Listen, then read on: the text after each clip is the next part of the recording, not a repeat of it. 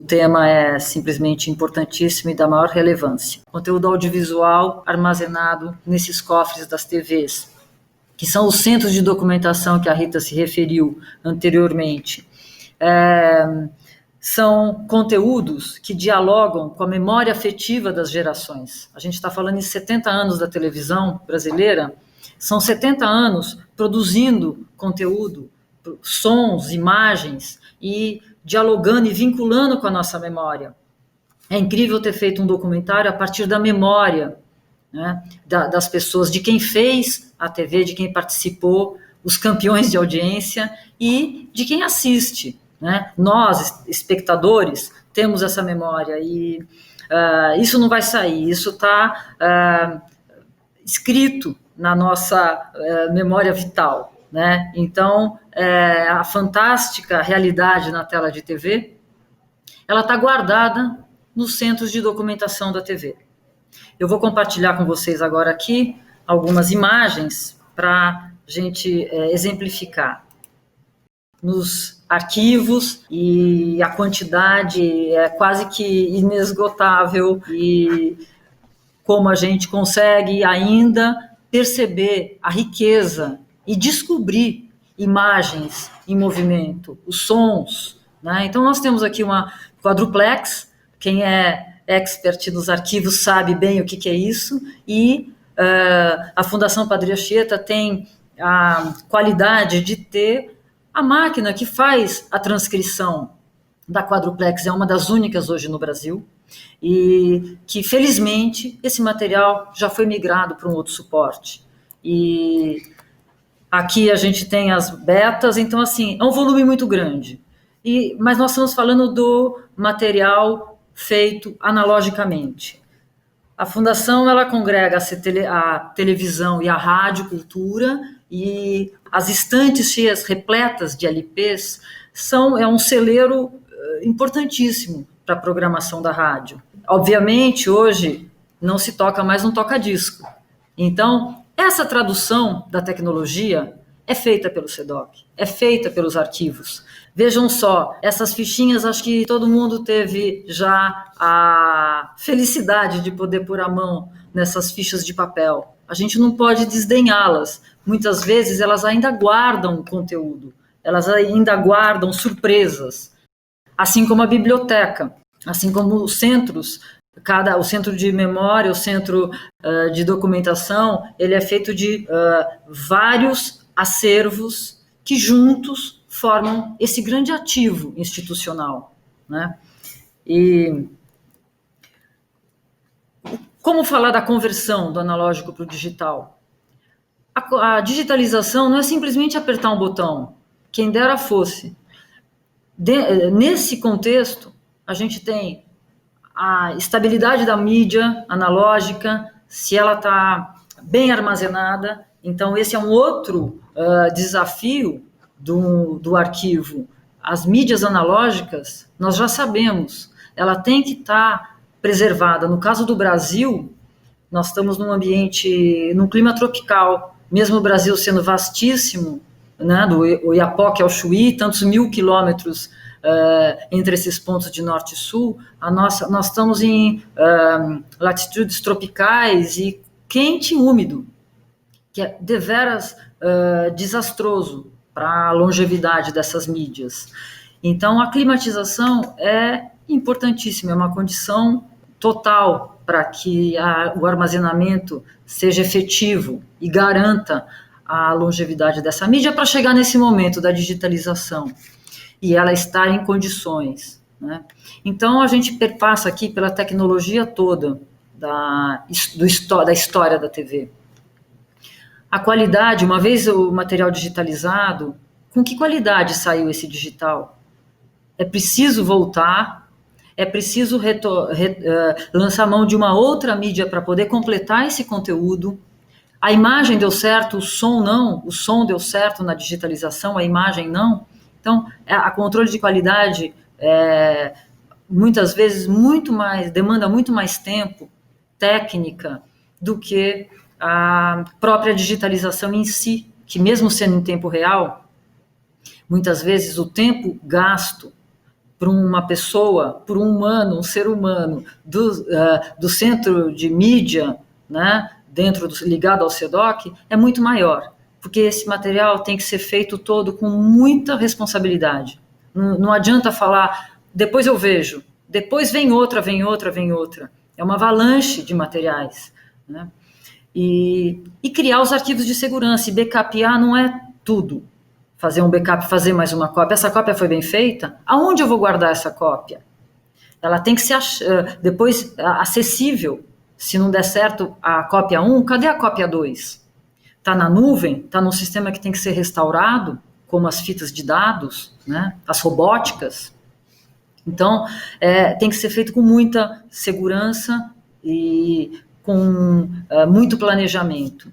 E depois de feito toda a digitalização, como eu vou achar esses arquivos? A fita, como eu mostrei anteriormente, você pode tirar da prateleira, você vê a etiqueta, tem ali as etiquetas, ou uma sequência, ou por data, por tipologia, né? É claro que os materiais antigos eu vou lá na 2 polegadas, 1 polegada. Os materiais recentes eu não tenho essa sorte de poder ter a ajuda das etiquetas. Aqui na Fundação, nós temos usuários internos e externos. E muitas vezes os usuários internos, eles precisam de acesso muito mais do que os externos. Os internos, o jornalismo, o programa, a produção de certos programas, toda essa criatividade que brota na produção dos programas, ela também ela se nutre desse ativo que está guardado no CEDOC. Então a gente tem que ver, eu coloquei aqui um recorte de mais ou menos uns 30 anos de alguns formatos de vídeo do eletrônico. Eu acho que é um momento mais difícil da história dessa tecnologia, talvez. São mídias mais frágeis que a película, né? Quando a TV começou com 16 milímetros, onde o 16 mostrava a imagem e o locutor fazia o áudio, na maior parte dos casos, né? E que tem também, aqui na Fundação também a gente tem uma quantidade muito grande no acervo desse material, em película, que tem que ser migrado. Então, aqui tem um recorte de quase 40 anos nessa imagem, onde nós temos que fazer essa migração com muitos critérios. E esses critérios têm que estar registrados. Não basta entrar um técnico genial, que teve uma ideia maravilhosa de fazer essa digitalização em massa, se a gente não está dentro dos padrões internacionais, das normas técnicas, e estabelecer os critérios por demanda. Muitas vezes há um projeto em curso, vamos digitalizar as mídias mais antigas, que, claro, elas estão mais em perigo em relação à sua longevidade, e ocupam um espaço incrível, né, dentro de uma instituição. Sobretudo se a instituição está num lugar da cidade que vale bastante. E tem que ser com muito critério para encarar essa profusão de formatos e estabelecer os projetos relevantes em consonância com essas demandas. A catalogação nem se fale. Se você não sabe onde está, você não adianta ter gasto todo esse recurso de equipamentos e hora-homem para poder fazer o processo de digitalização, mesmo que correto. Ele tem que estar integrado num sistema de catalogação, que está integrado ao sistema de preservação analógica e digital.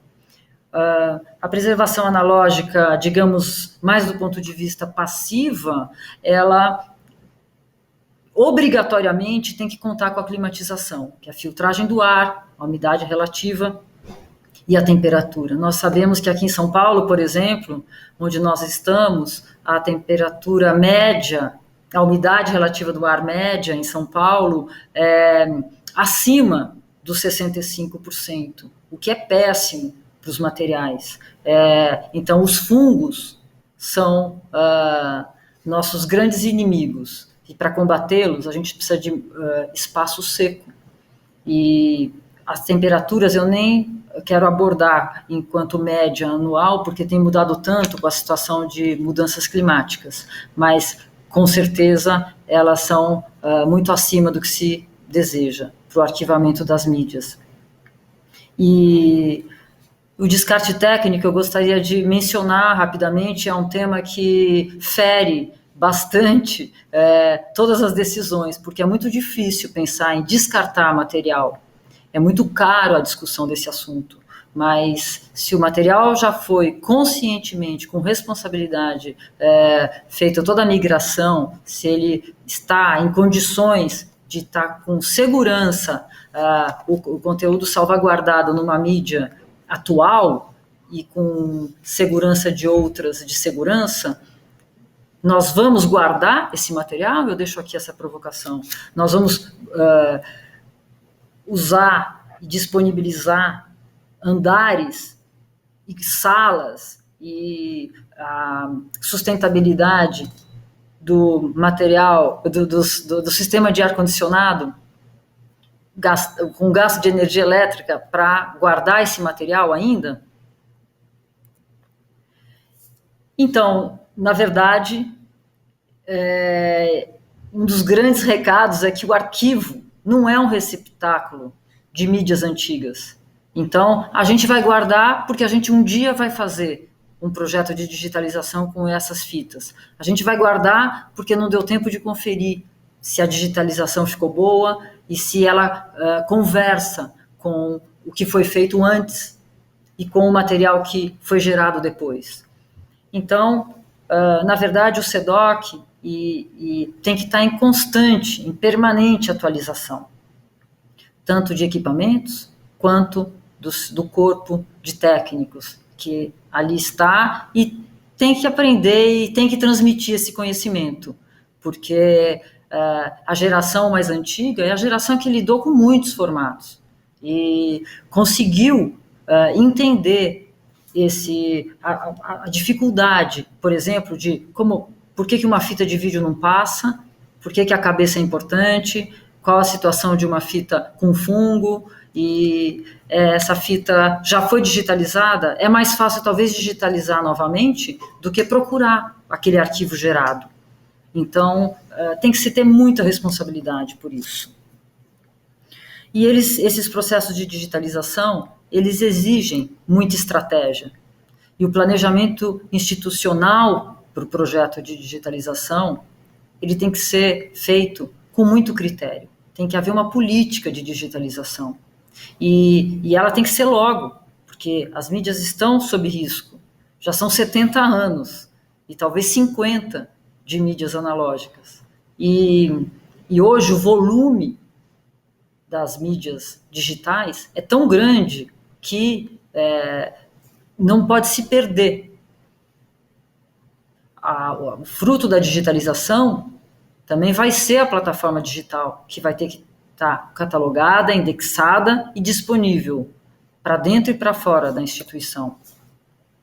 Então, formatar a estratégia para esses programas de digitalização é fundamental. Ter esses equipamentos disponíveis para isso e fazer essas linhas de digitalização vai servir muito à instituição, porque a instituição vai usar esse material para criar seus programas, usar como fonte para o jornalismo.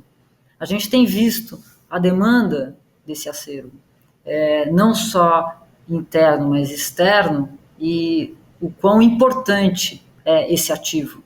Então, nada melhor do que preservar e tratar bem. Só que criar diferentes sistemas e sistemas isolados é o grande problema. Acho que é o grande foco da atenção aqui, porque o digital é uma avalanche de sistemas.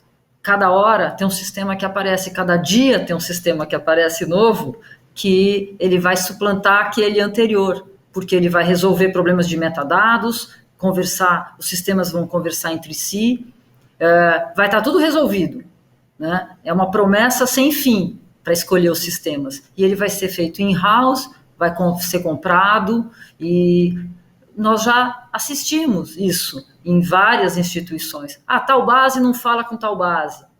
Esse documento aqui está num sistema, eu pego a imagem aqui, o som aqui. Não, vamos digitalizar de novo. São frases que a gente tem que evitar, são ações que a gente tem que evitar. como eu falei aqui, e a Rita também na palestra dela, o volume é muito grande. A gente trata de, hoje em dia, terabytes e terabytes, né, petabytes, exabytes, e não pode brincar. A gente tem que compartilhar essas decisões com os outros departamentos institucionais. Muitas vezes um departamento não imagina o que é feito no CEDOC. O CEDOC, para ele ficar pronto para servir todo mundo, ele tem que ser estruturado, bem estruturado. E aqui são um exemplo de alguns sistemas, os repositórios de metadados. Eu posso chamar casa, pensar numa casa, e você pode pensar em outra casa. Então, como a gente vai organizar essa linguagem de metadados catalográficos, né? E como migrar esses metadados? E como garantir que essa informação não vai perder? Então, a política de preservação e acesso, acho que tem que estar assentada no... Não basta ter todo o material guardado. E hoje em dia se pensa muito que na tecnologia digital a gente vai perder. Tem uma porcentagem que vai ser perdida.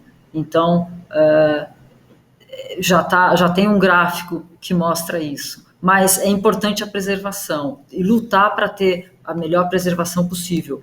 Mas, sobretudo, saber onde está. Então, não basta ter, não basta preservar, mas tem que saber achar, tem que encontrar para dar acesso. Acho que a preservação está totalmente ligada ao acesso, né? E o acesso à preservação. Não adianta você dar acesso de uma imagem que quase não tem leitura. Então, ela precisa entrar numa restauração, que não é o caso, porque o volume é tão grande, nós não teríamos possibilidade de encarar a restauração de um acervo televisivo. E colocar essas prioridades no programa de digitalização. Que forma é a melhor forma para catalogação, indexação, e a formação da equipe. Acho que esse é um dos grandes ativos também. É a equipe formada, a equipe que tem o conhecimento desse acervo. E que é incrível perguntar sobre uma coisa e ter profissionais que vão buscar sem saber, já sabem que vai achar 2, 3 takes sobre aquela pesquisa que alguém demandou, né?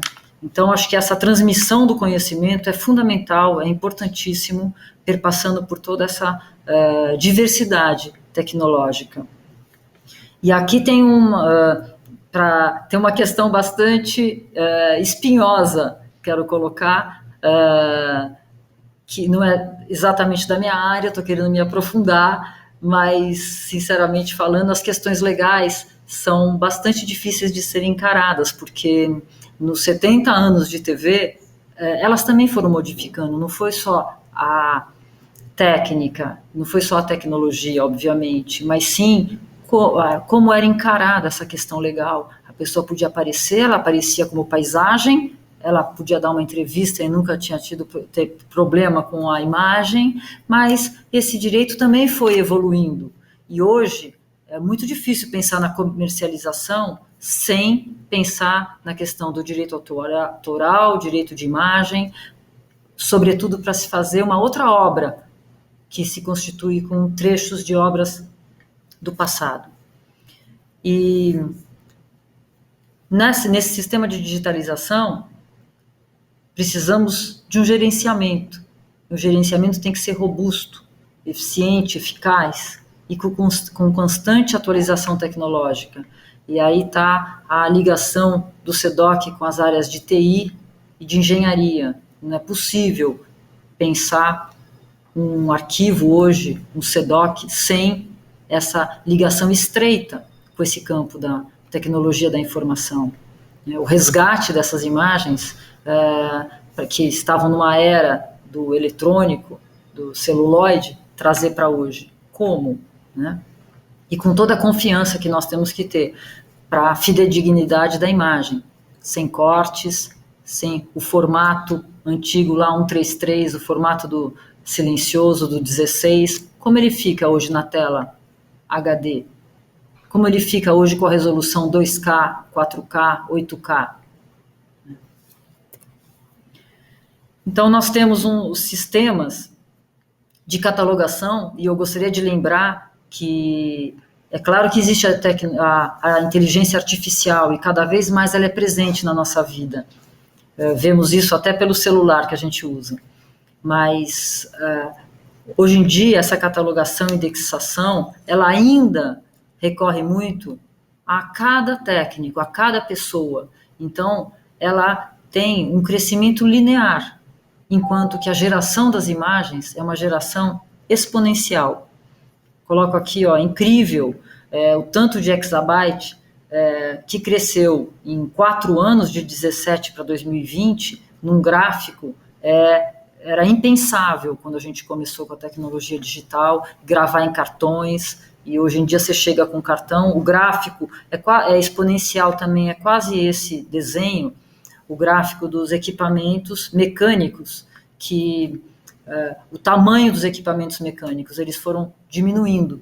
Então, é claro, numa fita quadruplex do começo da apresentação, a gente pode ter que seja meia hora de gravação, e ela pesa 5 quilos, e hoje um cartão pode ter horas de gravação. É exponencial, a catalogação humana é linear. Então é lindo uma imagem assim, com servidores, a nuvem, chegamos na nuvem, é uma maravilha, mas pensar na preservação é cuidar, e temos um dilema digital aí, porque se der, esse sistema não tem sustentabilidade em relação à energia elétrica. Hoje a gente está numa crise sanitária, e se a gente tiver uma crise de energia elétrica, o que nós vamos fazer com essa foto que nós estamos vendo aqui, com esses servidores ligados e gastando energia do planeta Terra? Talvez pensar realmente em repositórios digitais verdes, como se fala, que são com uma sustentabilidade energética. E, de toda forma, a tecnologia digital ela precisa de cuidados. Não basta colocar na prateleira e ignorar, como é a preservação analógica, digamos, passiva. Você põe no sistema de climatização adequado, perfeito, e você deixa lá e te dá um tempo de processamento. O digital não tem tempo de processamento.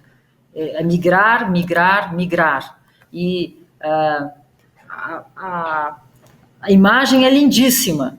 A gente chegou no futuro. Olha só, é um túnel para o futuro. E como é esse futuro? É um monte de interrogação, né? É um mundo perfeito. Será que ele tem riscos? Qual que é a sustentabilidade? E ninguém, na hora da venda, fala sobre isso. Mas acho que se a gente colocar para uma situação nuclear, que somos nós mesmos, com nossos computadores, laptops, pendrives, nós podemos transpor para um mundo de arquivo televisivo que tem potencialmente muito mais toneladas de imagens, exabytes de imagem, e aposto que todo mundo já perdeu um pendrive, perdeu a imagem do pendrive, e o seu celular também, aquela foto que você tanto queria se foi. Então, qual a sustentabilidade desse sistema? Acho que o grande recado é que a cada nova fechadura dos sistemas que aparecem, lindos de morrer, a gente precisa achar uma nova chave. Isso não é tão fácil. Como será que a gente vai resolver isso no futuro? Obrigada. Patrícia, muito obrigada pela sua apresentação. Tem algumas questões aqui. Eu separei uma em especial da Noemi Penha, que ela diz que na realidade de algumas instituições públicas a climatização é impossível. Qual sua sugestão para resolver isso? A minha sugestão é que se vá à luta para conseguir realmente recursos para climatização e diminuição da umidade relativa do ar. Talvez você não precise ficar nos padrões que as normas ditam, mas sim, alguma coisa você pode fazer. Então, evitar mobiliários de madeira, evitar a telha de amianto ou qualquer outra coisa, são as primeiras catástrofes que me vêm à cabeça. Mas há-se fazer projetos, ir atrás de editais. E eu sei que hoje em dia, falar em cultura não está muito fácil, mas talvez a gente deixe a poeira acalmar aí e vá à luta para achar sistemas que garantam a longevidade do seu acervo. Muito obrigada, Patrícia. Tem aqui uma série de elogios a você, mas quero agradecer a sua participação. Muito obrigada. Sim. Obrigada a todos. Obrigada, Fiat.